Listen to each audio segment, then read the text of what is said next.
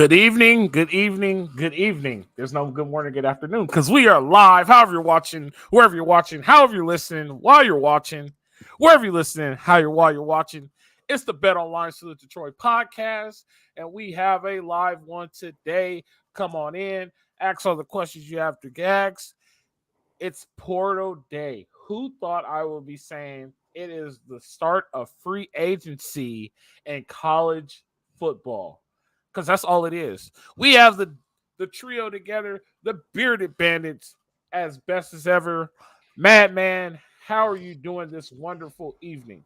Doing well, Coach. Great to see both of you guys. We got starting live in the off season. I mean, very exciting, and seems like folks are trickling in. So always great to engage with everyone, but super excited. Feels like a new chapter of the off season. Ride Die, my man, how are you doing this wonderful Tuesday? It's actually Tuesday. I know. Feels weird, but great, brother. Good. It's good to, like Jamal said, be live again. We haven't been live. I think the last time we went live was you went by yourself live when Danton Lynn was hired as the DC. Or have we done one since then? No, we went live. We went live after the Holiday Bowl. Oh, you're right. After the Holiday Bowl. So, but no, great to be here. First and foremost, just got to at least say, Jamal Madney, the newest girl dad on the show. Oh, that's what it ended up being? Yeah. Oh, So, thank you, club, Ryan. man. We're very excited about fatherhood this year, and girl dad. So couldn't be more ecstatic. Welcome to the club. Yeah. So the only bummer is she's spoiling our travel plans to Michigan, but we'll make do with the due dates and stuff like that. But yeah, welcome to the club, brother. Girl dads are the best. Thank you so much. I'm still new, Jamal, so I can't help you out. I'm going to be hitting everybody up for the advice and the guidance for sure. I'm still going through orientation, so call Ryan. 1-800 Ryan. I mean, that fits too. You know, you can do a 7-character version of that, so that works really nicely. Yeah, I'll be at Applebee's, so I'll give you. What is it? $1 rum drinks and $2 wings or something? Yeah, and like 2 for that? $20, baby. They got the 2 for $20. So right, you gotta share with everyone what is it about Applebee's? You know, obviously, just by way of context, Applebee's is named an official sponsor of the NFL. You have been over the moon this entire afternoon, the last few hours. Just incredible joy. We've had some text messages. I'm like, this is big. I don't know why this is big, but it's big. You're fired up. You got to share why you're so excited. Yeah, well, I mean, first of all, LAFB is in the neighborhood now, so that's great. But no, I mean, the Bees is great. I think it's underrated. It's an institution in America. But no, the reason why I really love it is I got married in a small town in Minnesota called Fergus Falls, 13,000 people there.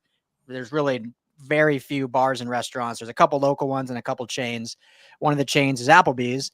And so the night of our wedding, my wife and all the ladies stayed at my grandparents' house, which is on a lake, which is where we actually got married. Me and all my groomsmen stayed at a hotel in Fergus Falls. So that night, we're like, all right, we need to do something. All that was there was Applebee's. So we went to Applebee's, stayed there till it closed. The next morning, woke up, went to Applebee's for breakfast before going to the wedding, had some drinks, had some fun. And then after the wedding, the whole wedding party went back to the town to stay at the hotel. And guess what? We shut down Applebee's that night my wife in her wedding gown, me in my Sunday best. So it was a 3-for-3 Applebee's event at the Dybrid wedding. So that's why. I'm more curious about this Applebee's breakfast. That's. I mean, it was wings and beer. So breakfast of champions. I got you. So free agency, yeah. Free agency has started. Going on USC. Ryan, don't get too upset with me, but I am not happy with USC right now about the decision they're made, and we will leave it at that. But that's a different topic for a different day. But free agency has started. We're moving forward. We lost some guys. We brought in some guys. Let's talk about the big name first that we did lose. We didn't bring anybody in yet. No, I'm sorry. Can't mess up on live. You can't edit it out. We haven't brought anybody in yet, but we did lose some guys. The biggest name we lost was Rakes. Only there 4 months, right? January, February, March, April. Only here 4 months. Already exited out. Lincoln Riley said something about that, and when Rakes does something like that, it shows. And he says we only want people who want to be here. So 2 things about Rakes that come to mind for me. he found out Byrd got a bigger bag and he wanted to match a bag that Byrd got. But at the end of the day, this is a what have you done for me lately business, and you haven't done anything for me lately. You're 4 months on the job and you're asking for a raise. Doesn't work like that in the real world. Go find a new job. I mean, you're coming out of the SEC. You're going to the Big Ten. You're leaving the Big Ten. I mean, all that's left for you now is the ACC or a group of 6 school, right? So, I mean, I don't know why he did it. I don't care why he did it. I've never seen him play. So, I feel like we're better without him. Madman, what do you think about the Rakes exit? Yeah, Fred. I mean, this is sort of the world we live in now, right? This is the new world order of college football, where you've got an Isaiah Rakes, you've got a Zamandela, you've got other individuals, Fagans. I mean, all three of the kind of notable players, and then obviously Stanley T just recently, but he's been there longer. But all three of the notable players up until today were guys that were there anywhere between 2 and 6 months, and so. This is sort of the world that we live in. We're going to lose folks. We're going to gain folks. That's just sort of the churn. And I think that the priorities of getting a bag and getting a path to the league are really the two big pillars of what these guys are looking for. And if they feel like they're not getting either one, guess what? They're open for business, because the window to be open for business always exists in this world, in this non-regulatory transfer portal world. So we're going to gain some folks. We're going to lose some folks. I think Lincoln Riley said it best. Guys that are going to want to be USC Trojans. For every one spot that's available at a place like USC, there's probably 100 guys that want every spot. So I think you just want to kind of try and create that culture of guys wanting to be here. But it's going to get more and more challenging, because that's my kind of bigger concern moving forward, is how do you maintain an allegiance to the program and to the university and just to the colors and the name on the front of the jersey when all of these other situations are sort of pulling you. So I think Rakes it's a loss. I think USC is going to fill that loss to sort of couple with Bear on the front four. But I think it's just, this is the world we live in, and we're all still trying to figure it out. Ryan, you got anything on that? Yeah, not much to add. I think Jamal said it. You're going to lose guys, you're going to gain guys. That's the nature. I mean, it's literally free agency, but it happens now 2-3 times a year, which is the wild part. It's not a March 14th through 16th like the NFL. It's almost year round free agency. But yeah, and the only thing I'll add is, to Jamal's point, this isn't a USC problem per se. This is a college football problem. And you see that report coming out. Maybe it's been a few days now, but that Ohio State spent $34 million this season for their coach, for their staff and players. And the indication before that was like, oh yeah, if you can kind of spend 15, 20, you're in national title contention.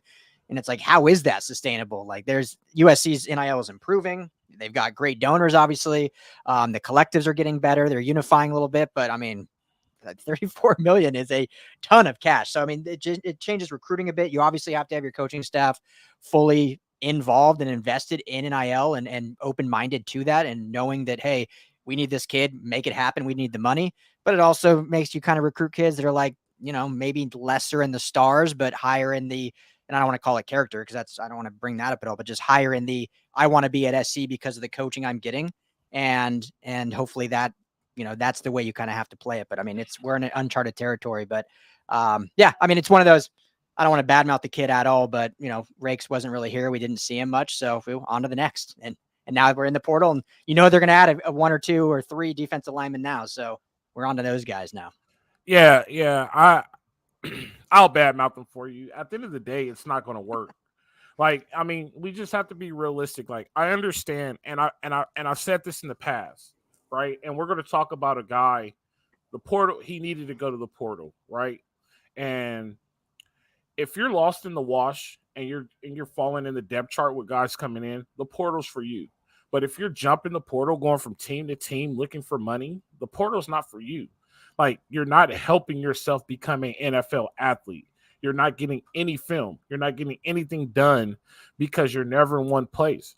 Why, as an NFL team, would I be like, all right, so when this guy's contract comes up, he's going to ask for a ridiculous amount of money, and he's not worth it, and he's just going to jump a team.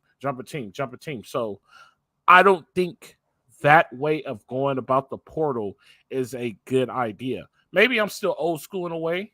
I'm all for NIL, but I just think the portal should be for you to get an opportunity somewhere else. And jumping around in the portal looking for money is not a proper way to use the portal, in my opinion. And I could be wrong. You know what I mean? But that's just how I feel about the portal. But Coach, it's interesting that you mentioned that, and I'm with you because I think we're all more purists, just kind of, I think, given our age, given our memories and relationships with USC and what have you, just to play devil's advocate. Think about Bear Alexander for a moment, right? What, 6 schools in 7 years when you add up high school as well?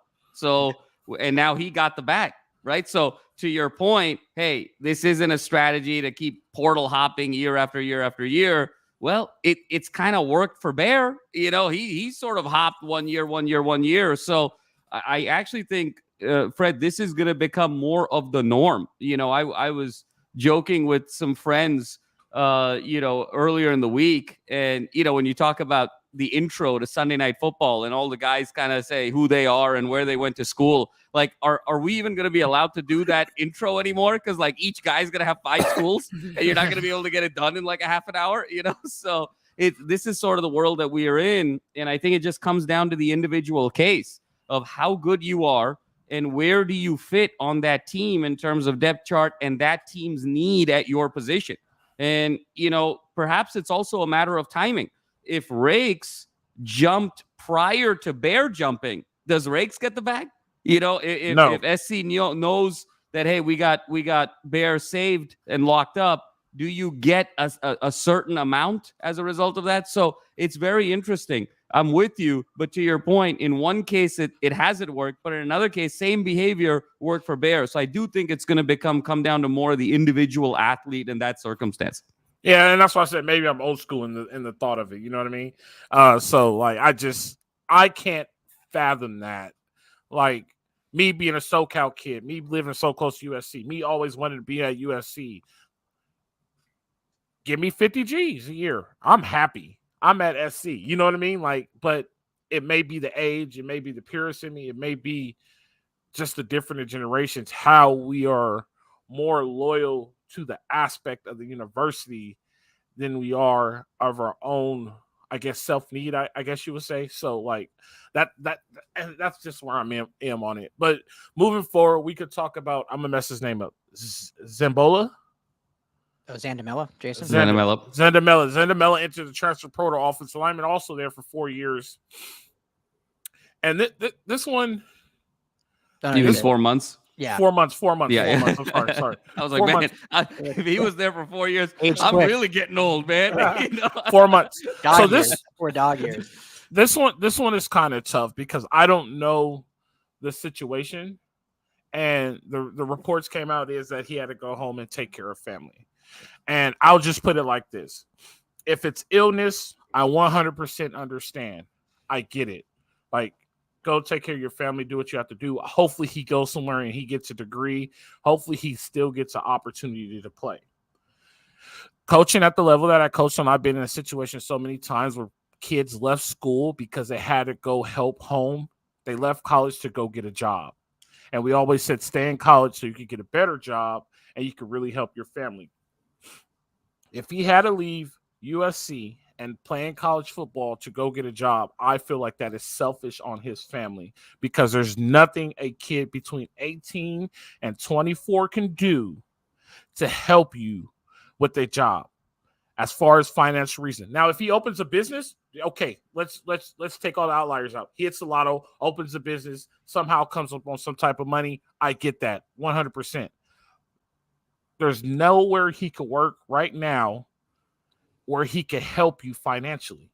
Now, he can get into a trade and eventually he will make that money. I'm all for trades. But right now, as a kid, there's nothing you can do. And I feel like families who do that are selfish. Like I said earlier, though, sickness, do what you have to do. Hopefully everything gets right and you get an opportunity to come back.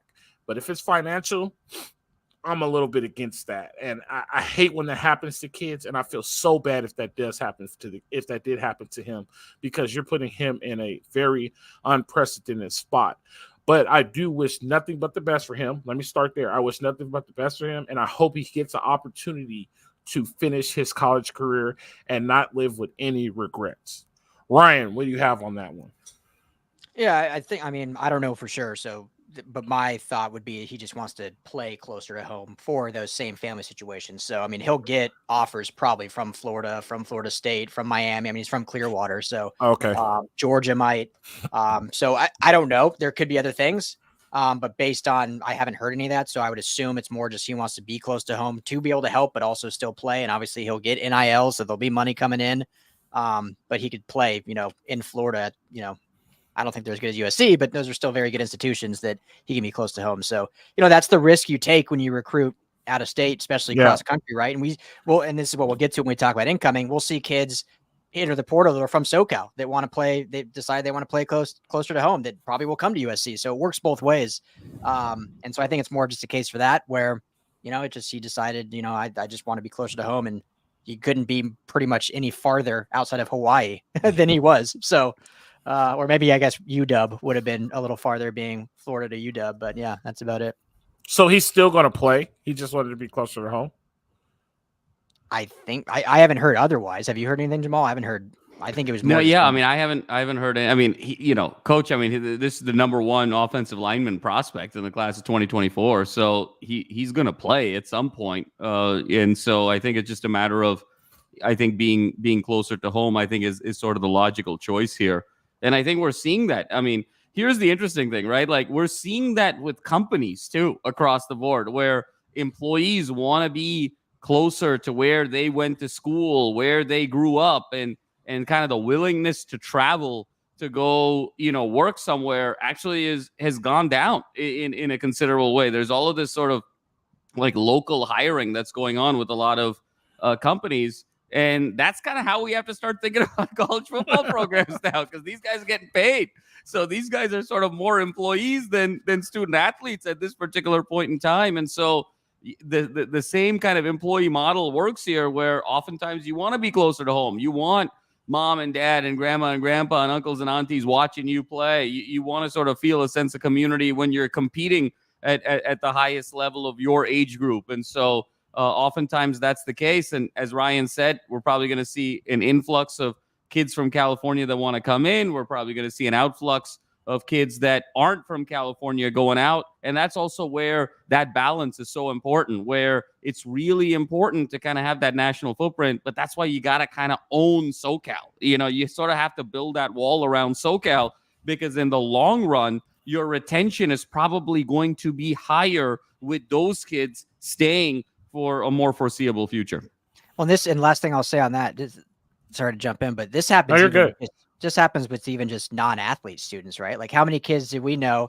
I didn't go back, but I was one of the out-of-state kids. But how many kids from high school, like, oh, I'm going to go out of state, and 1 year later they're back home going to the local school? Like, I knew kids from my high school class that went to University of Arizona, that went to USC even, and all of a sudden a year later they were at Colorado Boulder because they want to be closer to home. So it's not just an athlete thing. It's just student. You're 18, you want to go experience the world, and then you realize, yeah, I miss being close to home. So I wasn't one of those, so I can't relate, but many are.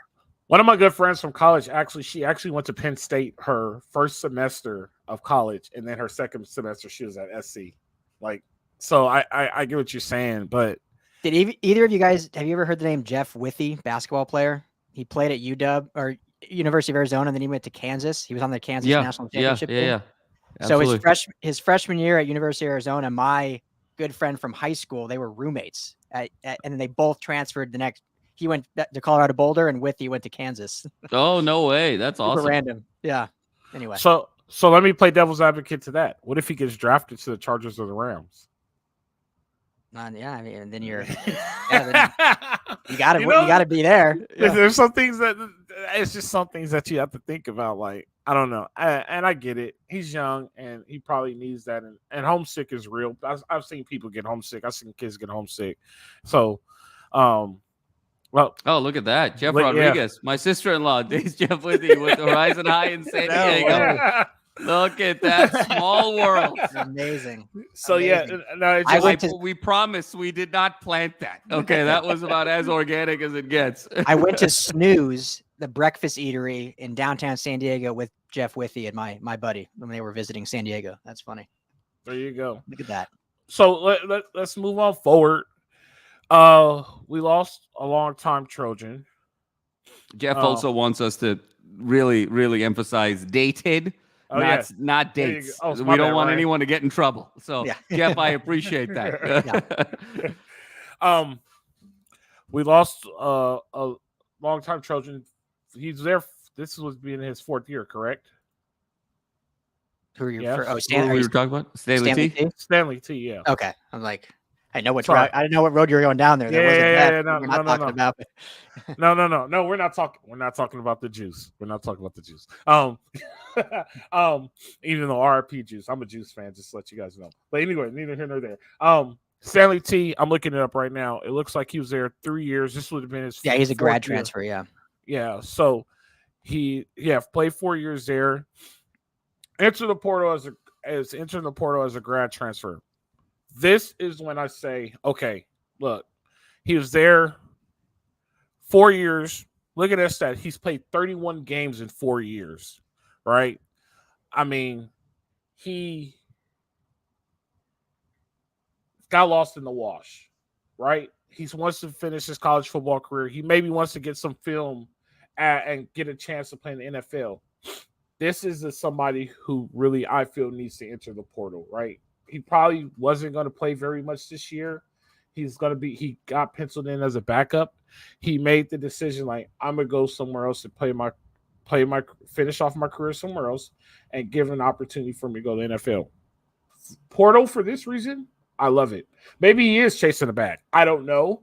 But I mean, didn't play a lot. 31 games, 4 years. He played all 12 games last year, had 7 sacks.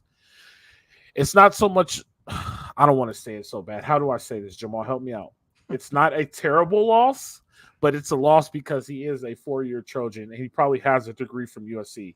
What's the best way to put that, Jamal? Help me. Be my thesaurus here. Yeah, no, Coach. I mean, I hear you. Sometimes it's not about the on-the-field loss. Sometimes it's about off-the-field loss. And I think to your point, Stanley T, look, I think you're going to get that production from other individuals, and you're going to be able to cover it up. Having said that, he had moments. I mean, over the course of his career, that game at Utah a couple of years ago comes to mind. I mean, he was instrumental down the stretch there in terms of just battling, and he was making some huge plays in the red zone. I remember SC almost pulled that game out. Stanley T had a big part to do with that. He was a very energetic guy, high wire guy, had some big moments in the Victory Bell game a couple years ago as well. So, obviously I think there's an opportunity for him to play elsewhere, but I think where SC could potentially miss him more is off the field from a leadership standpoint and in the locker room. I think sometimes when you have too many of these one and done guys, sometimes you need some of those glue guys for continuity. And I think a lot of college football programs are going to have to start thinking like college basketball programs as well, right? Where it's like you have all of these sort of one and dones on a team. You need 1 or 2 guys in your top 7, top 8 rotation that have been there 3-4 years that are a glue, that are a continuity, that provide culture, that provide stability.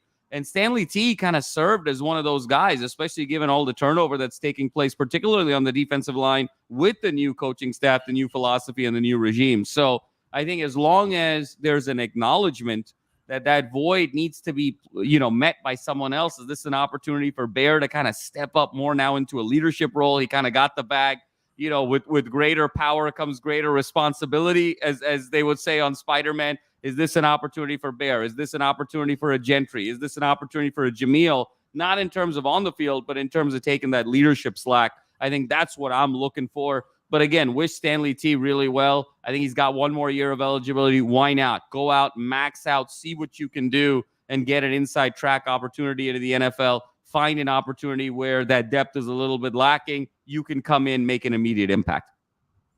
Ryan, you got anything on that?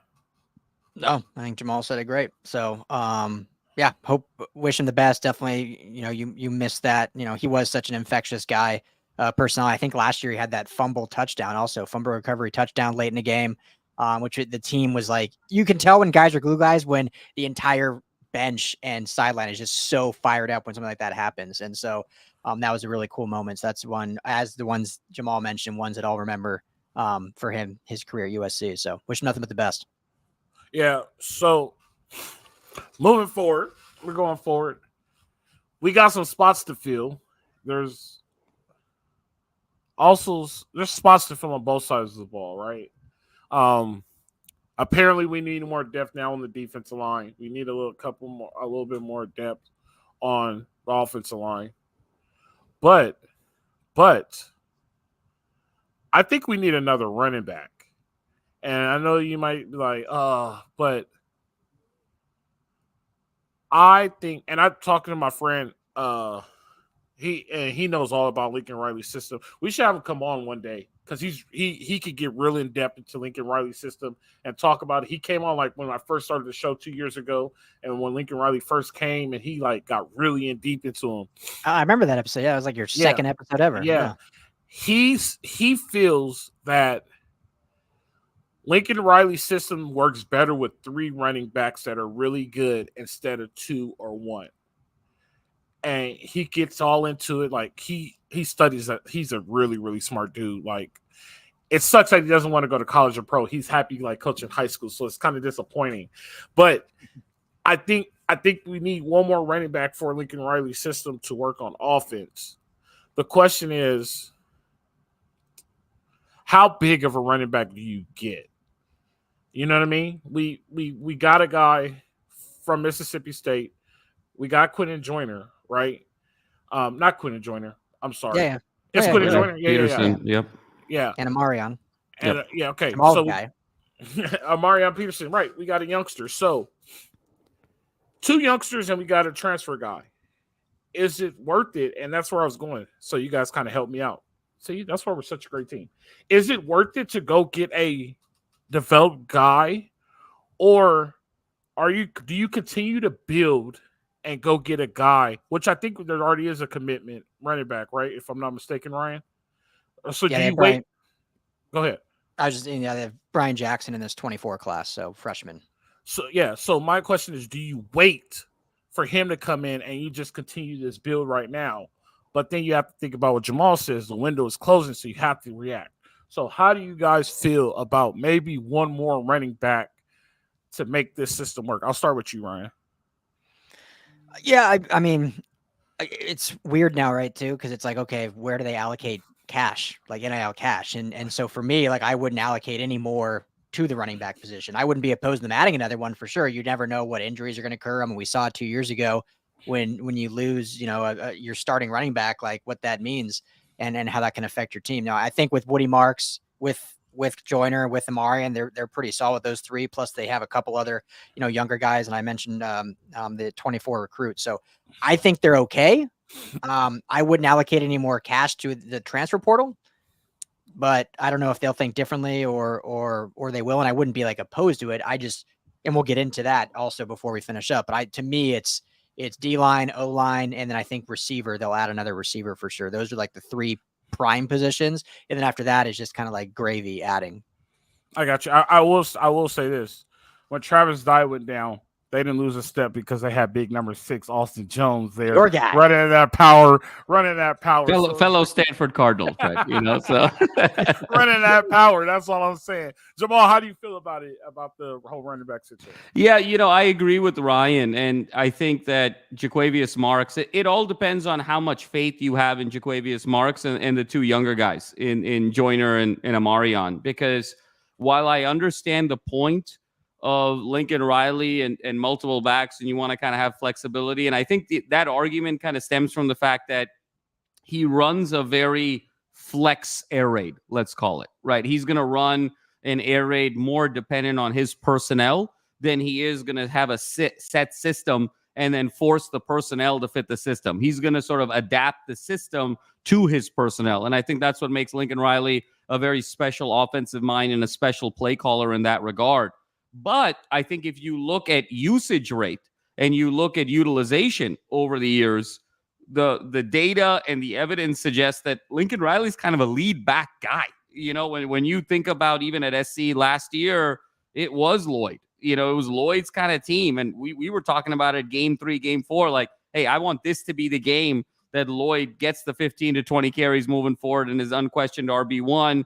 And one of the critiques last year was Lloyd didn't get the ball enough, even though he was so effective. But he was clearly the most utilized back last year. 2 years ago was Travis Dye. When you go back to OU, even with Lincoln Riley, the likes of the P-Lines and the others of the world, there was a very clear lead back in the Lincoln Riley system. So if you believe Jaquavius Marks is this year's Lloyd, and you've got some younger guys coming in to sort of fill in the gaps and be kind of spot guys on plays with some explosive plays, I think you have what you need here. I agree with Ryan. I think the two glaring needs moving forward right now are in the trenches. I think it's offensive line and defensive line. I think you need to go get two guys, I would say, in each of those areas. I think two offensive linemen and then two guys, both interior and edge, I think, but really kind of that front four is where you want to prioritize. And then you got to kind of have an honest conversation with Deuce Robinson and say, Deuce, what do you want to do this year? Is it baseball or football? And then depending on that answer,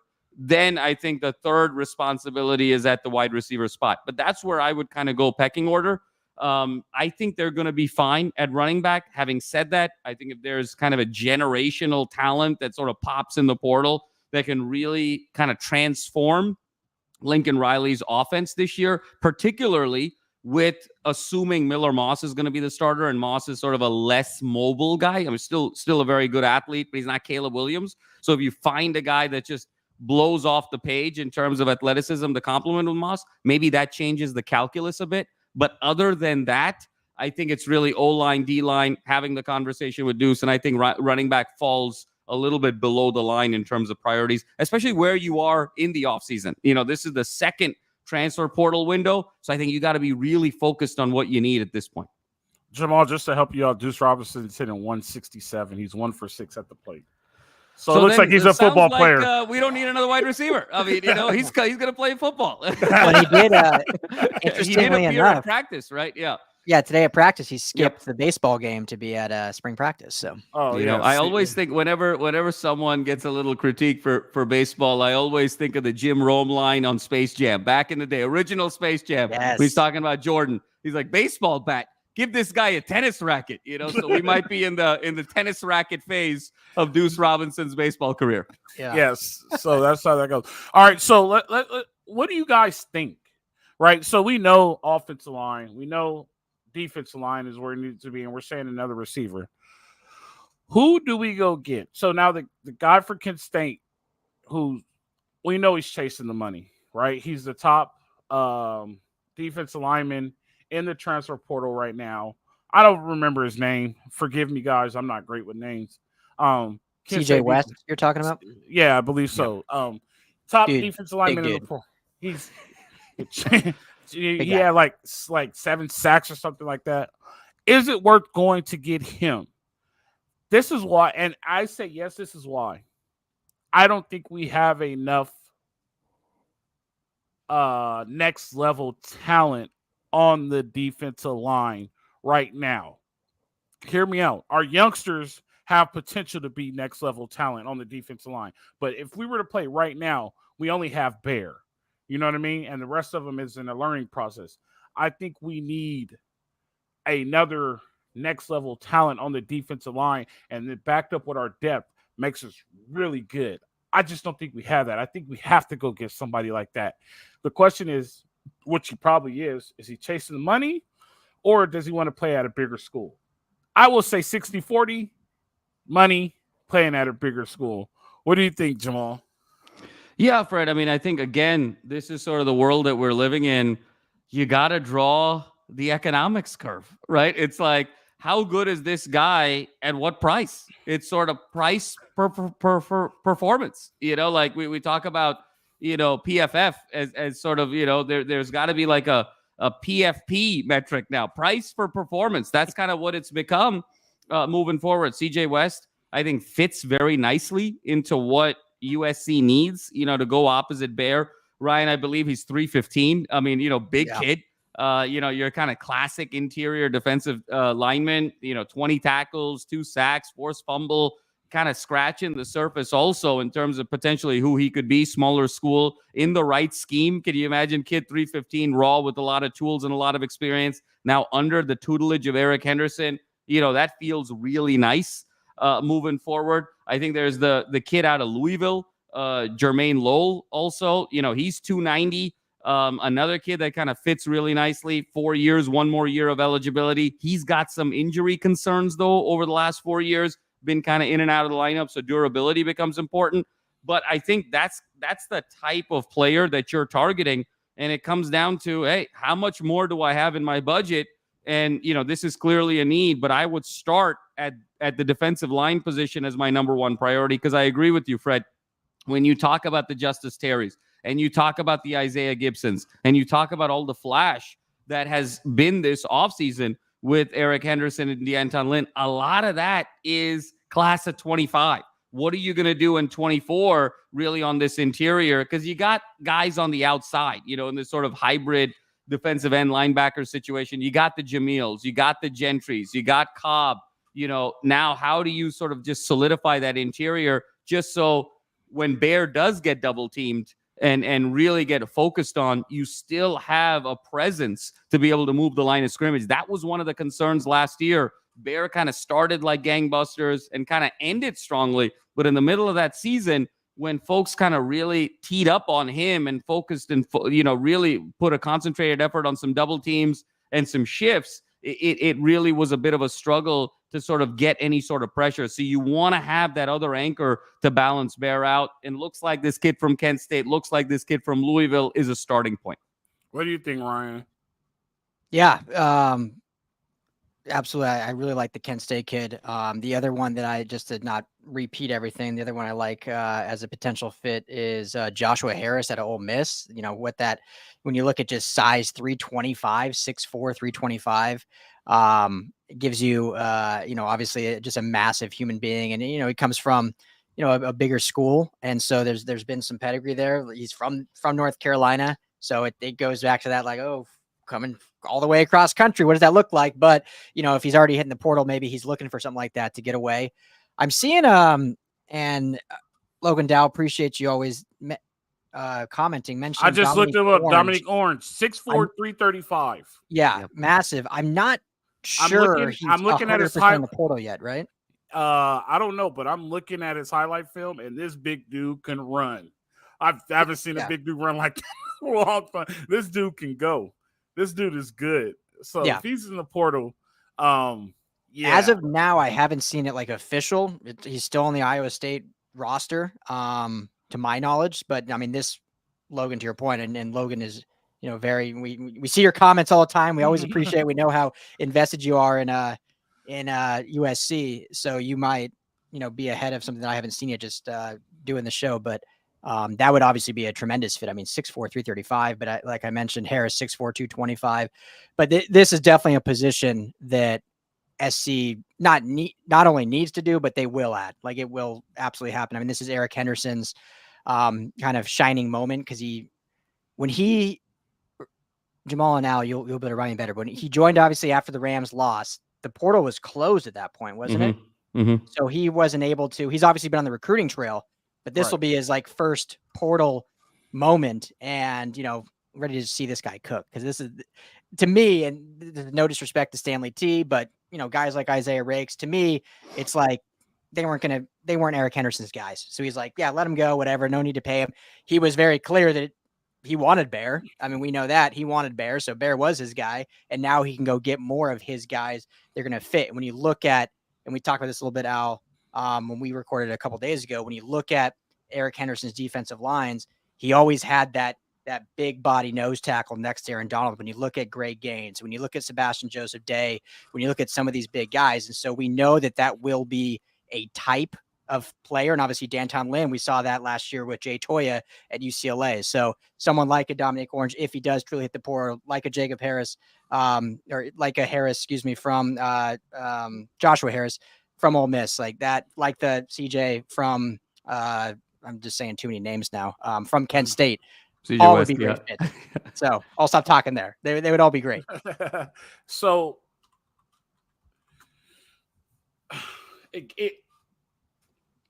how do I put this? It gets weird, right? Because how do you say it? I'll say it like this: we're the prettiest girl at the prom right now. no matter how you put it, Thanks, man. We're the prettiest girl at the prom right now. People want Thanks for noticing. Yeah. People want to go. We're not. I should say the prettiest girl at the prom, but we're the prettiest girl to ask the prom. SC's on the trail hard, and they're like, "You want to do this? Let's do this." Right? We got the right people in place and have everything done.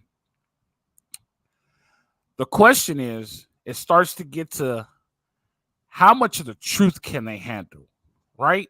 And I've been in this situation before. Hey, coach, you think I'm a pro? No. You're not a pro.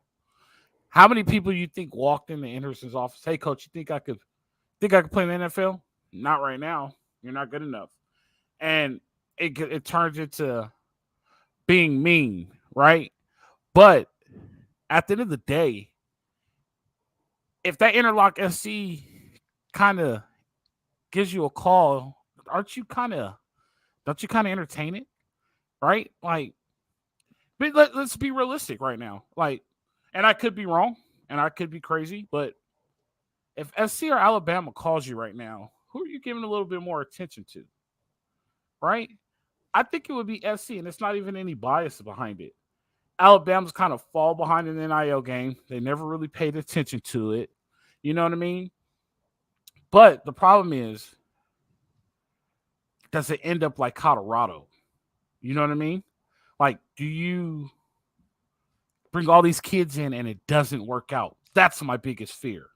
You know what I'm saying? Like, it doesn't work out, and then we won't lose. We won't only win 4 games, but it's like, man, we keep going to this portal, and next thing you know, every Sunday, me and Jamal's gonna be pissed off because like you're not bringing in SC kids. You got to understand what SC is for SC to work. So I know we're attractive right now, but our attractiveness can't be a downfall to the program. Our attractiveness has to help the program. Like, we can't feel like we're better than everybody else, even though we're kind of at the top of the pinnacle right now. Does that make sense to you guys, or you guys just think I'm talking crazy? You guys are giving me like this blank look, like this dude's lost his mind. No, I know. No, Fred, I mean, I think to sort of be a little bit more specific, like for a Dominique Orange, for instance, right? And I think that was such a great suggestion. He's not quite in the portal, but to Ryan's point, you have to be very targeted with your bets. You have to sort of be very intentional with your bullets. A guy like Dominique Orange fits a need. He's clearly a guy that schematically is something that Eric Henderson has done before, to Ryan's earlier point about kind of the complement with Aaron Donald and SJD and others with the Rams. And then third, given who you're playing next year, given the style of play, it really can potentially alter the trajectory of your season. So for somebody like that, 6'4", 335, I mean, Dominique Orange could be responsible for a win and a half next year. I mean, just, in the right situation when you pair him with Bear Alexander. So in that regard, you kind of have to put the full court press for a kid like that if he's going to hit the portal. Now, do you do that for every kid, Fred, to your point? I think you have to sort of vet it and say, like, where's our need? How much is this kid better than what we already have?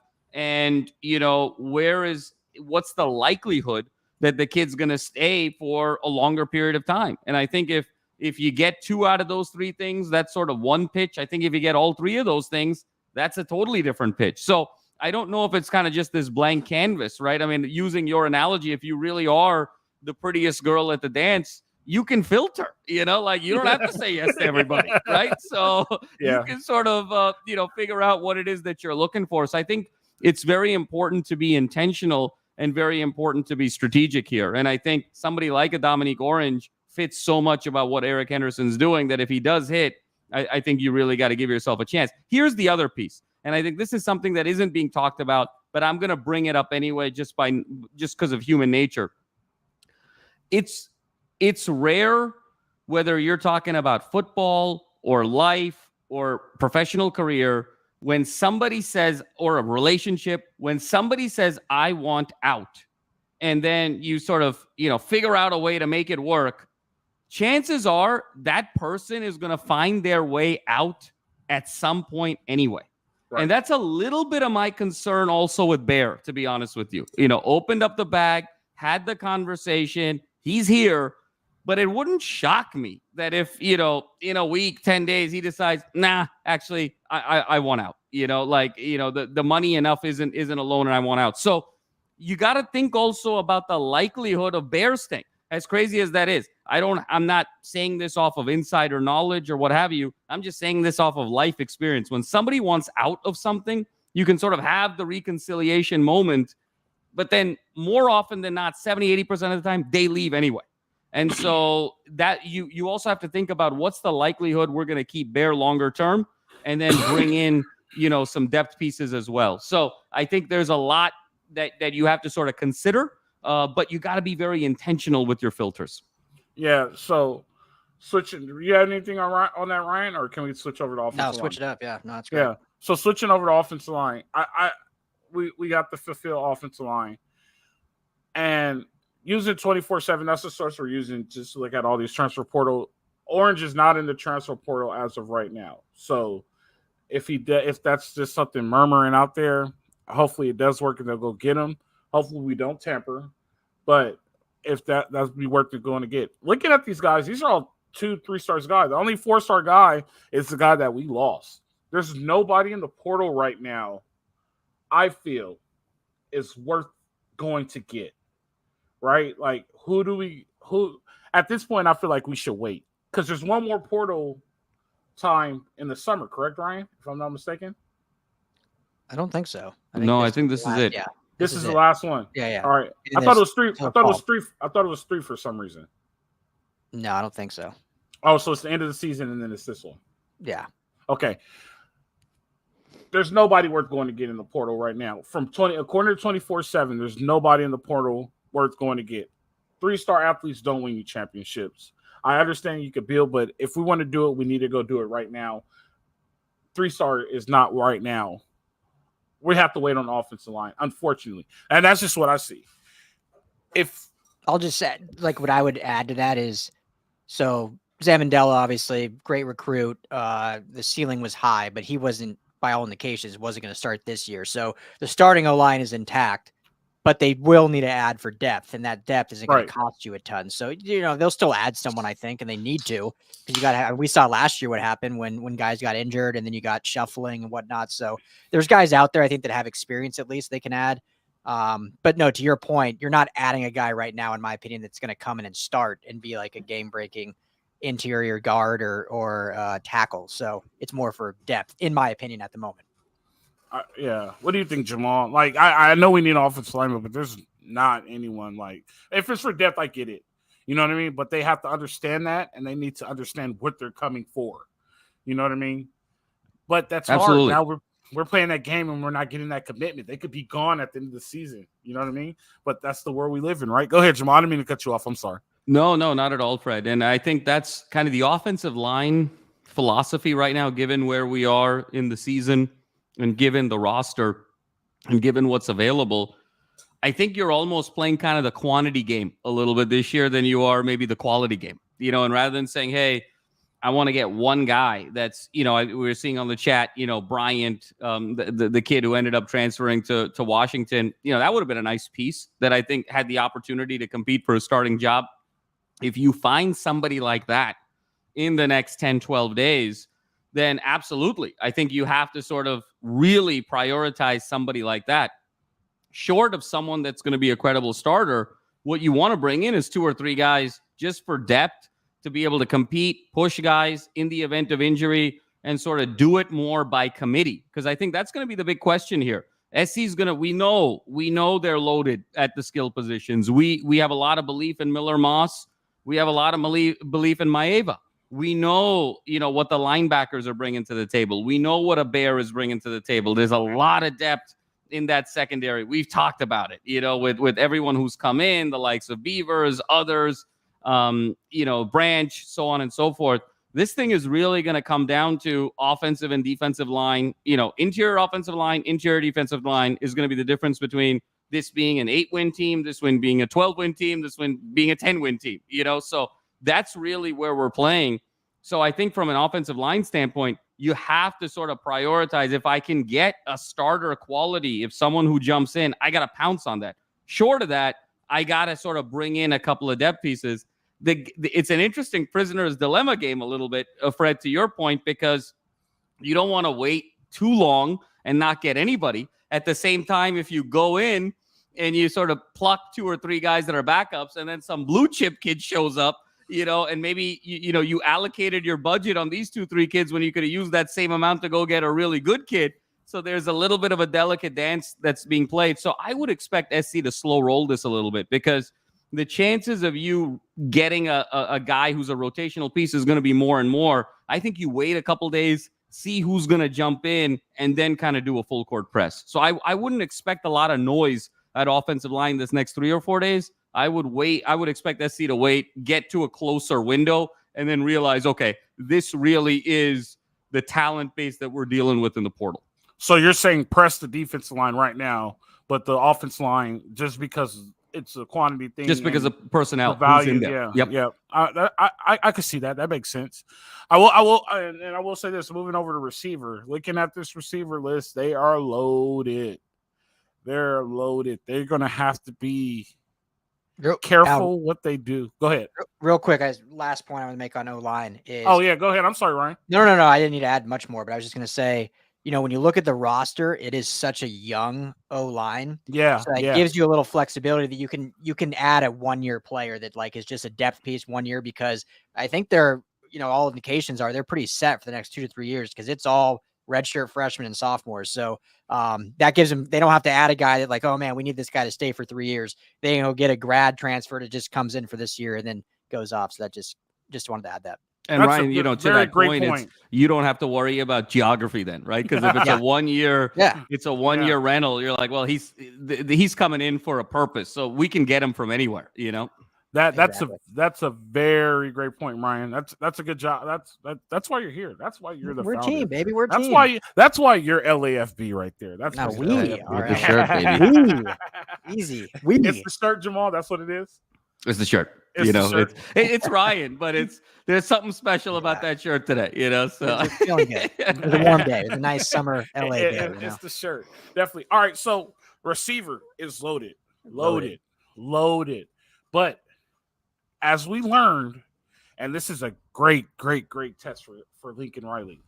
As we learned, a great receiver at one program does not make a great receiver in his program. And we saw that firsthand last year with Singer, right? Mm-hmm. Receiver is something, if you want to go get another receiver, you have to press them. You have to pay them a lot of money. But this legit has to be the right guy. You know what I mean? Because he could be gone in a season. Which, I know this is a game we're playing now, but this has to be the right guy, because you could bring in a kid and it just might not work, and you'd be like, damn, what happened to him? I guarantee you Singer will be great next year. Wherever he goes, he's probably in a system that fits. I guess I'm saying this. If we bring in a receiver, he has to fit to this system, because he will not be good. And we saw that. You know what I'm saying? So there's a lot out there, though. I don't even know where you start to go get a guy at receiver. What do? You just throw offers out there, and the first one to bite, you take it. It's just great. What do you think about receiver, Ryan? Yeah, I mean, we know they will add someone. At least Coach Manning said a few weeks ago they would add one. That can change, obviously, but he said flat out in the scrum that they're looking to add another receiver. But this is and this is what I want to get your guys' opinion on, because this is interesting, because obviously we're in this transfer portal era. It's going to happen. You have to get used to it. But there's also that like you've built this camaraderie through not just spring ball, but when you look at this receiver class, outside of Jaden Richardson, who hit the portal and fall from Tufts, Kyron Hudson is the elder statesman as a junior. And it's all young guys that have all come up together. When you look at the Zachariah Brants, the Jacoby Lanes, they've come up together through the program so far. And so it's almost that weird dynamic. If you bring a kid in now who's a junior or a senior that wants to come in and be a top dog, does that throw off the chemistry with the room? And obviously, you want to think of the program and winning, but it's that weird dynamic that you have to think about of we need, okay, if we can get this talent that can be wide receiver 1, great, like we got Jordan Addison 2 years ago, and he clearly was wide receiver 1 and one of the top transfers of this program in this era. But also, is that going to, if we do that again, does that diminish what are starting to build between Miller Moss and Jacoby Lane and Zachariah Branch and these guys? So I'm not saying that's the case. I just wanted to more put that out in discussion. Like, what's your guys' thought on that? It's kind of like baseball, and baseball in September the roster expands, so it goes from a 40-man roster. Like, you could have all 40 in your dugout, and then you bring in these new guys and trade deadline. So like your team could be really, really hot, and all of a sudden you bring in this new star player, and then normally you see that team kind of dive a little bit around the trade deadline, and then they come right back up. The question is, does the character fit with the locker room? And the reason why, what's up, Tim? Still waiting for that. I'm still waiting for that invite. Just as am I. You know? I'm waiting for that invite, Tim.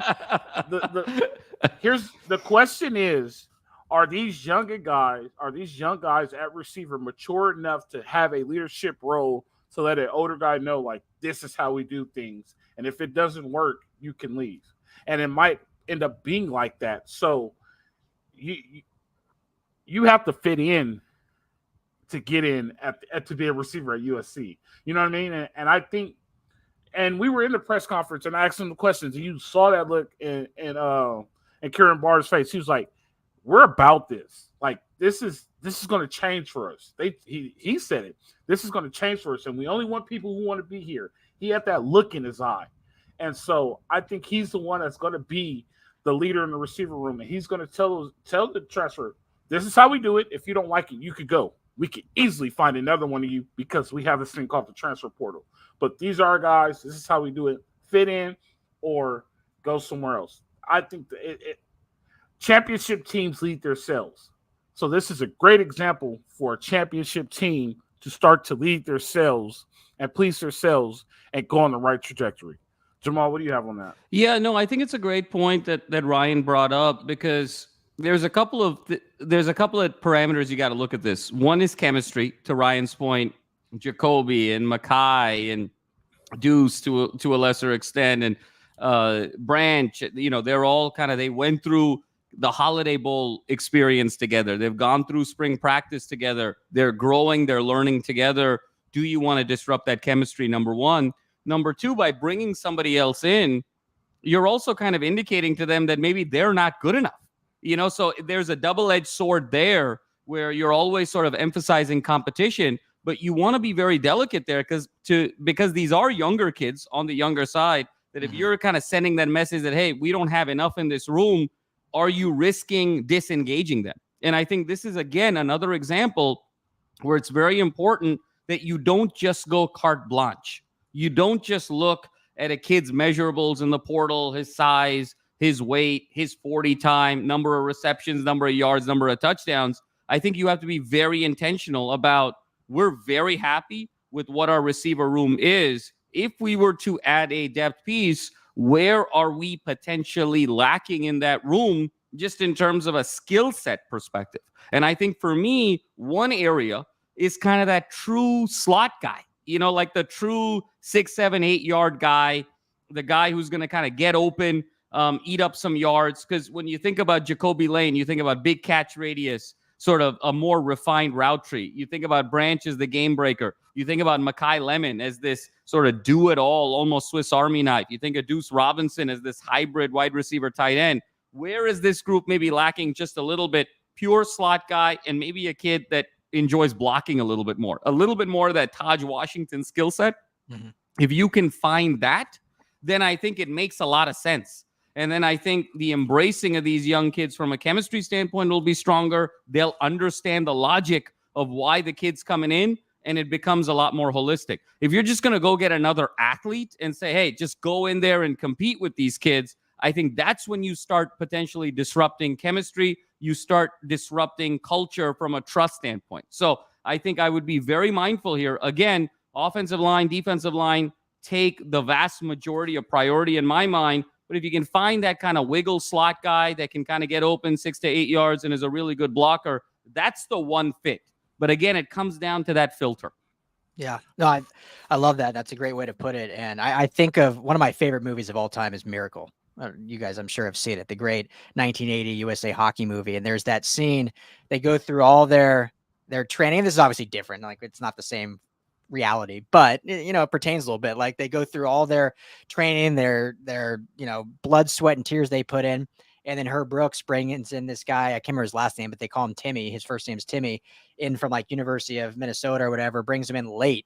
And he's like, all right, we're adding him to the roster. And they still haven't done their final cuts. And the team's like, well, who's this guy? Like, we can't just bring this guy in out of nowhere. And like, we're a family now. We're a family. They pull Herb Brooks off the bus at one point and tell him, like, you can't do this to us. We're a family. Like, no one else is leaving. Like, you got to send this kid home. And Herb Brooks says, all right, Timmy would have made us better, but I'm sending him home because of this family. So, I mean, I just wonder if that's a thought process of like, this is a group that is built. I still think there's a way they can add in Jamal. I think that's absolutely the approach. I've seen a couple people mention it in here.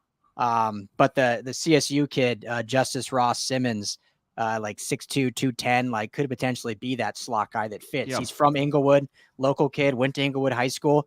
And so I think that could be a fit. Do you guys remember?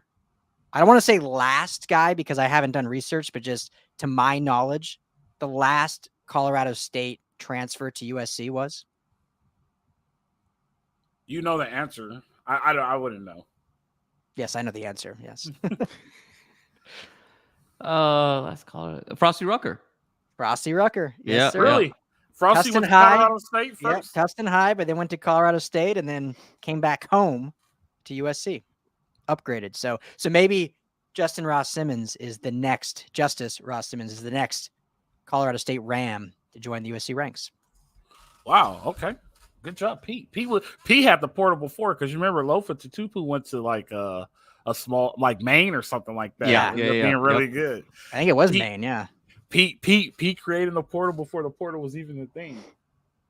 The original we had to sit out a year, right? Yeah. Yeah, I'm looking at Justin Ross Simmons' film. He's not a blazer, but he is a slot. He gets open and he makes contested passes. He's actually they have him 205, 6'3", 205. That's a big slot. That's a big slot. Inverted, yeah, but he's not going to beat you with speed. He's kind of like Brandon Rice a little bit, size-wise, looking at his film, but he's not as fast as Brandon Rice. Yeah. But he could catch. I mean, Cooper Kupp's what, 6'2", 210? I mean, and he's not blazing fast, and he's the best slot receiver in the NFL. I mean, we've got smaller guys in the room. I've been kind of looking at the comments as well. Obviously, Branch is a smaller guy. Lemon is a smaller guy. So I get there. We've got guys that are built like slot guys, but Branch with that blazing speed, you don't want to stifle him in the slot. Makai Lemon also, I think they're still trying to figure out where he is. But if you recall in the Holiday Bowl, all his catches were on the outside, kind of 20-yard seam routes. So I don't really think of Lemon as your true slot. I think you need a guy that's really going to be that stabilizing for 2nd and 13, 3rd and 3. The guy that's going to get you those yards inside, outside. Kind of like a Logan Loya, UCLA, a Wes Welker type. That's really what we're looking for in a guy who's going to mix it up in terms of blocking. I think that's what's missing a little bit. I think Lane is the big body.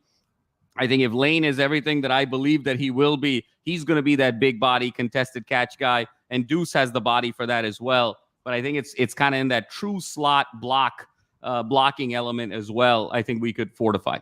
Yeah, they said Jacoby Lane is killing spring ball right now. Oh yeah, who would have thought? Yeah, who would have thought? He's just killing spring ball right now. So that's good. Hey, Ryan, and go ahead. Your roommates, if you didn't know that. No. I did not know that. That'd be fine. Ryan, go ahead and say what you want to say, and then transfer over to the. Your computer's doing its thing again. Oh, no, the aliens are coming. My camera likes to turn off after like 45 minutes. All right, go dark, and then when you come back, you said you wanted to talk about NIL. So go ahead and say what you were going to say, and then what were you going to say about NIL? Did I want to talk about NIL? I don't remember. You did earlier. You said, "Well, yeah, let's talk about NIL later." I don't remember that, but all right. Well, never mind. Forget it then. That's all I have. I'll say what I was going to say. All I was going to say, which I don't know why my camera's doing this, but here, let me switch. me just switch to this camera for now. Can you guys send some donations so we can get Ryan a new camera? I have a great camera. I just, for whatever reason, it's like when you use it as a webcam, it turns off. Now this camera just makes me look like I'm in a 150-degree room. Send some of those super chats. It's there's some mood lighting going on now, you know? Yeah. Now it's my actual like laptop camera. Yeah. No, the only thing last thing I was gonna say is like, and coach, you'll remember this from playing, but like the old days was the slot receiver was a type, like body type. Like it was like under 5'9". I mean, Jamal mentioned it. Wes Welker, these guys, like I was a slot receiver. Obviously, I'm only 5'7" or whatever. Like that was the body Don type. Beebe. Slot. What? Don Beebe. Yeah.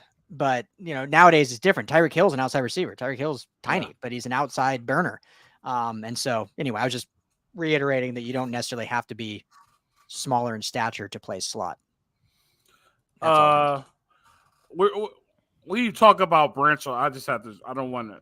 We talk about Branch all the time. We're just saying that Zach Branch is not a slot. Zach Branch is a take the top off, multi-athlete burner. Like just signaling, put him in the slot wouldn't do any good. Like he could be a slot, outside, running back, everything. We were more talking about a true slot receiver that SC's kind of missing. That's why we weren't talking about Branch's like slot presence is when he's doing those quick 2-yard outs that he can just turn the top off. Like he just quick from the slot, get the ball is almost like a jet sweep in a way. But yeah, he's not. I don't see him. Maybe we'll see it this year, but I don't see him doing those, Cooper Kupp like 4-yard dig routes in the slot. Like that's not his MO. And you're going to line him up in the backfield some. And honestly, I mean, I think from a usage standpoint, Branch and Lane are going to be wide receivers 1 and 2. So Branch is a massive piece of this offense. You guys are still sleeping. You guys still are sleeping on Makai Lemon. I don't know. I guess I'm still. I love him. Man, I love him too. Man, Makai's gonna have a hell of a year. I love this receiving core. That's why it's they're gonna bring someone in, but I'm like I'm not like concerned like they need to because I like this core. It's just who's gonna take the. And then how many do they have coming in 24 and 25? They have like 4 coming in the next 2 years, right? Let me double check. I think only 1 in this 24 class. Okay. Yeah, Xavier Jordan is the only one in this 24 class. At 25, they have 2, if I'm not mistaken, or were those DBs? They're DBs. Never mind. I'm mistaken. Yeah, I can double check. Jeff is saying Lemon is our slot guy.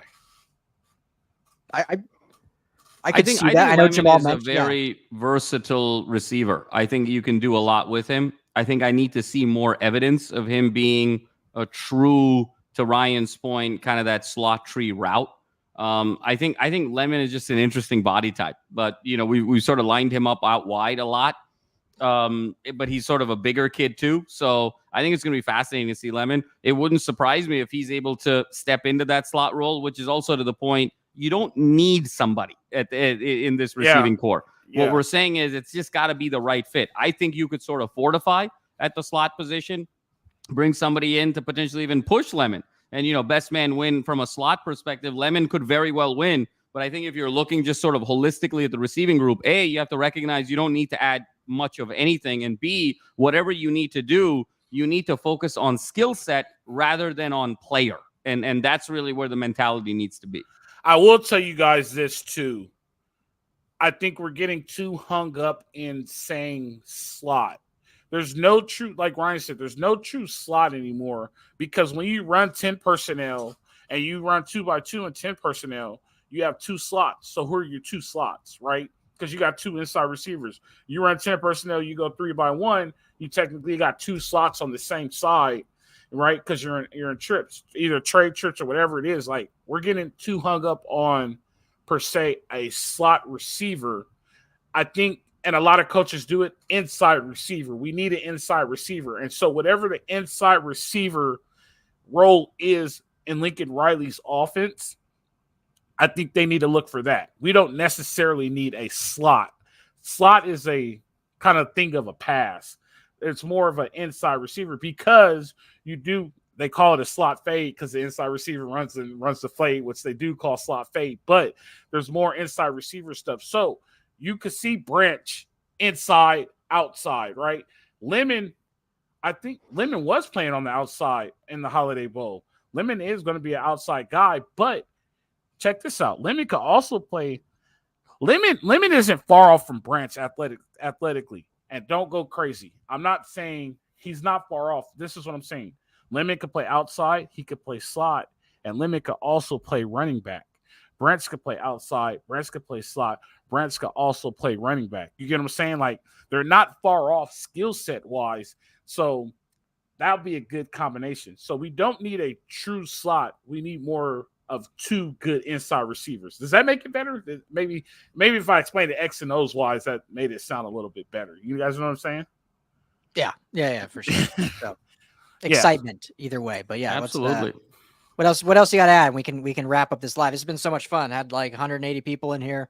This has been great. So appreciate everyone. But yeah, everybody tell your friends. Ryan said if we average 300 every time we do a live, we'll consistently do it. So we got to start getting 300 people. This is our first show. This is the pilot. I think we did good for the pilot. Don't you agree, Jamal? 180 for the pilot. I do. I only have one condition. I want Ryan to start wearing shirts like this every time we go live. That's my only request. That's it. I gotta get more then. We got to get them the golf shirts. What is you guys? What is the golf shirt name? They have like Fred Flintstone and things like that. We're gonna just send a bunch to Ryan's house, and he's gonna have to wear them every. I would rock a Fred Flintstone golf shirt. Hell yeah, absolutely. Well, we know what he rocked in Vegas for Radio Row. I mean, we kind of get a sense of Ryan's style, you know. So I'm mad that I left that shirt in the hotel. I don't know why I didn't bring that with me. Oh man, so many compliments.